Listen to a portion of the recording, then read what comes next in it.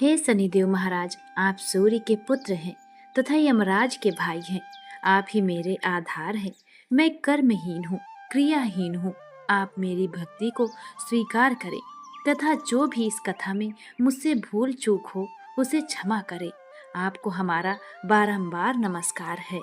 प्रिय भक्तों, जो मैं ये कथा तन मन से कहने जा रही हूँ उसे आप सच्चे मन से ग्रहण करें। जो भी शनि देव को ध्याते हैं उसके सभी मनोरथ सफल होते हैं तथा जो ऐसे देव को भूल जाता है वह इस संसार में महान दुख को पाता हुआ नरकगामी होता है और अगले जन्म में पशु की योनि में जाता है। तो चलिए इस कथा को श्रद्धा और भाव के साथ शुरू से अंत तक श्रवण करते हैं। एक बार संसार में चारों ओर पूजे जाने वाले 9 ग्रह एक स्थान पर एकत्रित हुए। अनेक प्रकार की बातें करते हुए जब बात घूमती हुई उस स्थान पर आ पहुंची कि हम सभी 9 ग्रहों में सबसे सर्वाधिक पूजनीय और सबसे श्रेष्ठ देवता कौन सा है, तो प्रत्येक ग्रह देवता अपने आप को बड़ा कहने लगे। इस बात पर जब बहुत देर तक वाद विवाद होता रह गया और कोई निर्णय नहीं हो पाया, तो यह तय हुआ कि अब चलकर सभी को इंद्रदेव से इसका निर्णय कराना चाहिए। और अंत में वे 9 ग्रह इंद्रदेव के समक्ष उपस्थित हुए। उन सब की बातें सुनकर देवराज इंद्र भी बड़े सोच में पड़ गए। किसे मैं अब छोटा कहूँ और किसे बड़ा, किसकी श्रद्धा के पात्र बनूं और किसके कोप के भाजन। अंत में सोच समझकर निर्णय न करते हुए वह बोले, मैं कम बुद्धि वाला इस बात का निर्णय करने में असमर्थ हूँ प्रभु। मुझे आप सभी बड़े नजर आते हैं और मैं सभी का आदर एक भाव में करता हूँ। इस पर सभी 9 ग्रह संतुष्ट नहीं हुए और जिद करने लगे कि इसका निर्णय आपको अवश्य करना चाहिए। तब देवराज इंद्र बोले, आप लोग मृत्युलोक में जाइए। वहाँ एक अत्यंत न्यायप्रिय राजा विक्रमादित्य राज करते हैं। आप उनके पास जाइए, वह अवश्य ही आपका कोई न कोई उचित निर्णय कर देगा। इंद्र से निराश होकर 9 ग्रह मृत्युलोक में जाने को तत्पर हो गए। देवराज इंद्र ने जब उन्हें वहां से जाते देखा तो बहुत प्रसन्न होकर चैन की सांस ली। इस धर्म संकट से निकलना उनके लिए सचमुच ही बहुत ही दुष्कर था, पर अपनी चतुराई से अपने ऊपर आए इस संकट को राजा विक्रमादित्य पर उन्होंने टाल दिया। उज्जैन नगरी की उन दिनों भारत में धाक थी। एक तो वहाँ राजा विक्रमादित्य के दरबार में बड़े बड़े ज्ञानवान लोगों का सम्मेलन होता रहता था। दूसरी तरफ उस न्यायप्रिय राजा के न्याय से उज्जैन नगरी का सारे भारत में डंका बजता था। स्वर्ग में जब 9 ग्रहों का निर्णय न हो पाया तो वह अपने अपने विमानों पर बैठकर मृत्युलोक में आ पहुँचे। ठीक उसी समय जब राजा विक्रमादित्य का दरबार भरा हुआ था, तब 9 ग्रह वहां आ पहुँचे। 9 ग्रहों को इकट्ठे देखकर विक्रमादित्य अपने सिंहासन से उठ खड़े हुए और सभी देवों को सम्मान पूर्वक आसन ग्रहण करने को कहा। किंतु राजा के इस सम्मान को किसी भी ग्रह देवता ने स्वीकार नहीं किया। तब विक्रमादित्य ने प्रश्नवाचक दृष्टि से उनकी तरफ देखा तो बृहस्पति देव आगे बढ़कर बोले, हे राजन, हम यहाँ पर तब तक आसन ग्रहण नहीं करेंगे जब तक कि आप हमारा निर्णय नहीं करेंगे कि हम लोगों में से सबसे बड़ा ग्रह कौन है। राजा अपने ऊपर आए इस धर्म संकट को देखकर पल भर को तो बहुत घबरा गए, परंतु शीघ्र ही उसने स्वयं को संभाल लिया। उसने अपने मन में एक योजना सोच ली थी। दरबार में छोटे छोटे आसनों की एक पंक्ति प्रवेश द्वार तक चली गई थी। राजा ने उन लोगों से कहा कि आप यहाँ पर आसन ग्रहण कीजिए और मैं अभी सोच समझकर निर्णय करता हूँ। यह कहकर राजा अपने सिंहासन में जाकर बैठ गए। सिंहासन के निकट ही जो आसन था उस पर भागकर बृहस्पति देव जा बैठे। उसके अगले आसन पर सूर्य देव जा बैठे। सूर्य के निकट चंद्रमा और फिर इसी अनुसार बुध, मंगल, राहु, केतु इत्यादि ने भी अपना अपना आसन ग्रहण कर लिया। पंक्ति में 8वें थे भार्गव, किंतु उन्हें भी संतोष था कि उनके बाद अब शनि देव बैठेंगे। किंतु आसन प्रवेश द्वार के समीप होने के कारण और सबसे अंत में होने के कारण शनि देव उस पर नहीं बैठे। राजा विक्रमादित्य ने सोचा था कि जो ग्रह उस अंतिम आसन पर बैठेगा वह उसी को विनय और दयावान के आधार पर सबसे बड़ा ग्रह कह देंगे। पर वहाँ तो बात ही अलग हो गई। शनि देव अति गुस्सा वाले विकट स्वभाव के देवता हैं। जब वह नहीं बैठे तो आठों ग्रह खिलखिलाकर हंस पड़े और अपना इस प्रकार से अपमान होते देखकर शनि देव की आंखें क्रोध से लाल हो गईं और शरीर तन गई।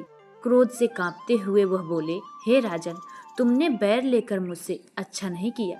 क्या समझकर तुमने मुझे इस प्रकार से अपमानित करना चाहा और क्यों मुझे सबसे अंतिम में बिठाना चाहा?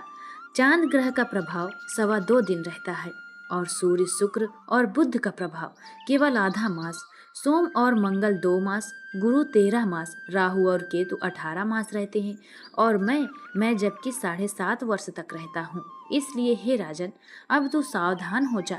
तूने जो मेरा अपमान किया है इसका दंड तुझे अवश्य मिलेगा।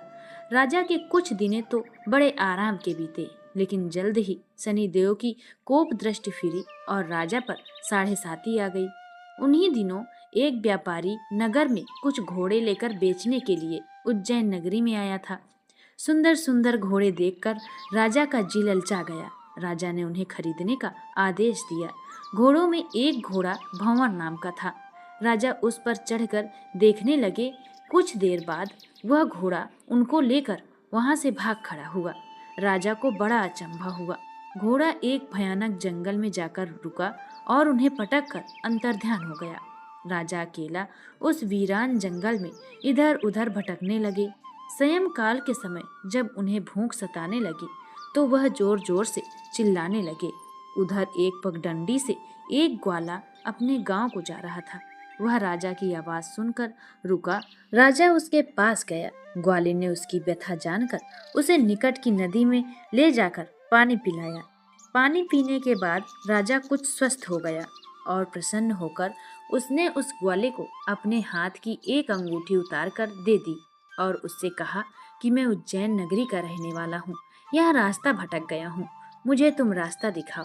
तब वह आदमी उसे अपने साथ गांव ले आया। वहाँ एक मिठाई की दुकान पर राजा ने मिठाई खाकर भूख मिटाई और दुकानदार को भी एक अंगूठी उतार कर दे दिया। दुकानदार के पूछने पर उससे भी राजा ने यही कहा कि वह उज्जैन नगरी का रहने वाला है और उसका नाम बोना है। फिर वह दुकान के बंद होने तक वहीं बैठा दुकानदार से बातें करता रहा। उस दिन दुकानदार की बिक्री भी बहुत अच्छी खासी हो गई। उसने सोचा कि यह भाग्यवान पुरुष है, इसके आने से आज मेरी इतनी बिक्री हुई है। इसलिए रात होने पर वह उस राजा से बोला कि वह उसके साथ घर चले और उसके साथ ही आज भोजन ग्रहण करे। राजा मान गए। जब वह दोनों घर पहुँचे तो दुकानदार की पत्नी ने उनका बड़ा स्वागत सत्कार किया और अतिथि के लिए विशेष रूप से भोजन तैयार किया। भोजन करते समय एक अद्भुत घटना घटी। जहाँ राजा भोजन कर रहा था वहीं सामने की दीवार पर सोने का एक सतलखा हार टंगा हुआ था। उसके पीछे एक चित्र था। सहसा ही वह अचानक से वहां से हार अदृश्य हो गया। दुकानदार के यहाँ एक नौकर थी। उसने जाकर के घर की मालकिन से कहा कि वहां पर खूंटी पर हार नहीं है। जब बात दुकानदार तक पहुंची तो उसने राजा से पूछा। तब राजा बोला, मुझे तो नहीं मालूम। दुकानदार बोला, तुम्हारे और मेरे अतिरिक्त तो यहाँ कोई नहीं था, सच सच बताओ हार कहाँ है। तब राजा बोला, मुझे कुछ नहीं मालूम, मेरे पास कोई हार नहीं है। जब कोई निर्णय नहीं हो सका तो दुकानदार राजा को उस नगर के राजा के पास ले गया। उस नगर के राजा ने जब विक्रमादित्य की भोली भाली सूरत देखी तो बोला, यह व्यक्ति कभी भी चोरी नहीं कर सकता, और यह कहकर उसने राजा विक्रमादित्य को छोड़ दिया। विक्रमादित्य जब नगर में यूं ही इधर उधर घूमता फिरता था तब उस नगर के एक तेली ने उससे कहा कि वह मेरे यहाँ काम कर ले तो उसे रहने को स्थान और खाने को मैं अनाज दे दूंगा। राजा मान गया और तेली उसे अपने घर ले आया। वहाँ सारा दिन राजा धाड़ी पर बैठा उसके बैलों को हाँकता रहता और तेली तेल बाजार में बेच आता। जब वर्षा ऋतु आई और मूसलाधार वर्षा होने लगी तब धाड़ी पर बैठे हुए राजा विक्रमादित्य ने मौज में आकर ऊंचे ऊंचे स्वर में राग अलापना शुरू कर दिया। पास ही उस नगर के राजा का राजमहल था। वहाँ खिड़की में बैठी राजकुमारी ने जब राजा का मधुर स्वर में गाना सुना तो वह अपना दिल हार बैठी। उसने बांदी को पता करने के लिए भेजा। बांदी वहां राजा को गाते हुए देखकर लौटी तो राजकुमारी से बोली कि वहां पर तो अति सुकुमार एक नव युवक बैठा आंखें बंद किए हुए मस्ती में गा रहा है। राजकुमारी ने सुना तो उसने अन्न जल का त्याग कर दिया।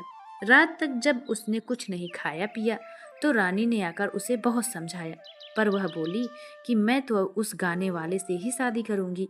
रानी ने जाकर राजा से सारी बात बताई कि आपकी राजकुमारी एक तेली पर मोहित हो गई हैं और उन्हीं से ब्याह रचाना चाहती हैं। राजा ने सुना तो बहुत क्रोधित हुए। उसने तेली के घर से राजा विक्रमादित्य को बुलवाया और उसके हाथ काटकर जंगल में फेंकवा दिए।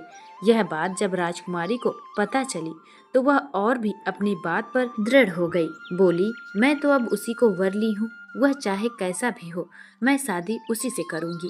बेटी की जिद को देखकर लाचार हो राजा ने दोबारा विक्रमादित्य को नगर में बुलवाया और उससे राजकुमारी का मामूली ढंग में पारी ग्रहण करवाया और एक साधारण मकान में दोनों को रहने दिया। दोनों वहीं रहने लगे।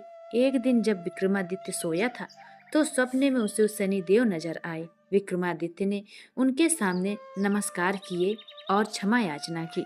शनिदेव ने उसे आशीर्वाद दिया और बोले, अब तुम्हारी 7.5 खत्म हो गई।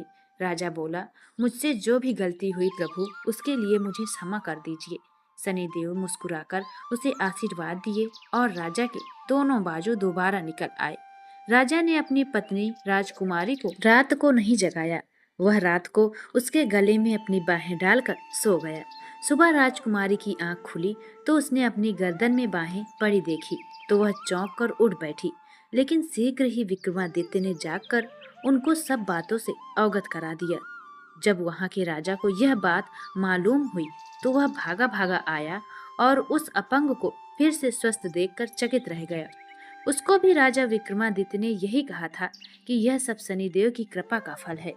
और विक्रमादित्य ने अपना वास्तविक परिचय भी उस नगर के राजा को दिया और सारा किस्सा विस्तार में सुनाया। सुनते ही राजा विक्रमादित्य के चरणों में वह राजा गिर पड़ा और क्षमा याचना करने लगा। बस यह खबर शीघ्र ही सारे नगर में फैल गई। दुकानदार को जब यह खबर मिली तो वह भागा भागा आया और विक्रमादित्य के पांवों पर लौटने लगा। विक्रमादित्य ने उसे उठाकर आसन पर बिठाया और कहा, तुम घर जाकर देखो, उसी खूंटी पर हार टंगा होगा। और सच ही दुकानदार ने देखा, हार टंगा पाया। राजा ने नौकरानियों के साथ लश्कर समेत विक्रमादित्य को विदा किया। राजा विक्रमादित्य जब राजकुमारी को लेकर अपनी नगरी उज्जैन में लश्कर समेत पहुंचा तो सारी नगरी में उत्साह छा गया। अपने राजमहल में प्रवेश करने से पहले विक्रमादित्य ने 9 ग्रहों की पूजा की और शनिदेव को सर्वोच्च स्थान दिया। साथ ही उसने नगर भर में ढिंढोरा पिटवाया कि शनिदेव मनवांछित फलों को देने वाले हैं और 9 ग्रहों में सर्वोच्च स्थान रखते हैं।